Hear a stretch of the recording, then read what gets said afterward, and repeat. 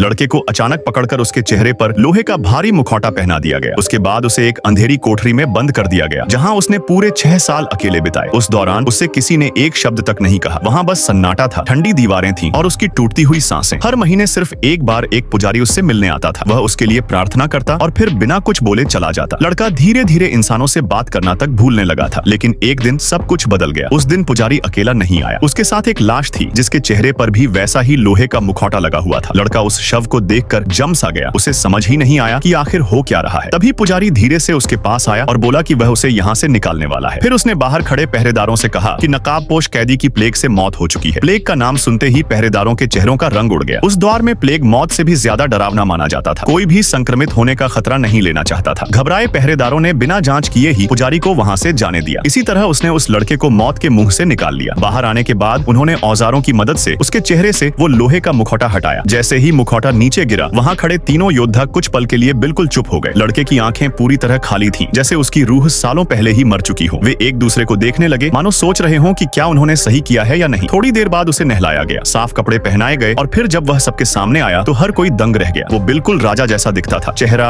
आंखें, चाल सब कुछ हूबहू। लेकिन जहाँ ये लड़का सालों तक अंधेरे में सड़ता रहा था, वहीं असली राजा ऐशो आराम में डूबा हुआ था। उसे अपने राज्य या जनता की कोई परवाह नहीं थी। उसकी जिंदगी बस औरतों तक सीमित थी। इसी बीच उसकी नजर क्रिस्टी नाम की लड़की पर पड़ी। राजा ने एक अजीब सा यूनिकॉर्न सुअर छोड़ दिया और सबको उसे पकड़ने का आदेश दिया। लेकिन ये सिर्फ एक खेल नहीं था। उसने जानबूझकर एक जाल सक्रिय किया, जिससे क्रिस्टी भीड़ से अलग होकर एक सुनसान रास्ते में फंस गई। राजा तुरंत उसके पीछे चला गया। उसे लगा कि अपने रुतबे और ताकत के दम पर वह लड़की को आसानी से हासिल कर लेगा। लेकिन क्रिस्टी पहले से ही किसी और से प्यार करती थी। उसकी सगाई हो चुकी थी। जैसे ही राजा जबरदस्ती उसे चूमने के लिए आगे बढ़ा, तभी एक हमलावर ने हमला कर दिया। हालांकि अंगरक्षकों के सरदार ने वक्त रहते राजा की जान बचा ली। गुस्से और अपमान से पागल राजा ने वहीं उस हमलावर को चाकू मारकर खत्म कर दिया। लेकिन जब उसने पीछे मुड़कर देखा तो क्रिस्टी अपने मंगेतर का सहारा लेकर वहां से जा चुकी थी।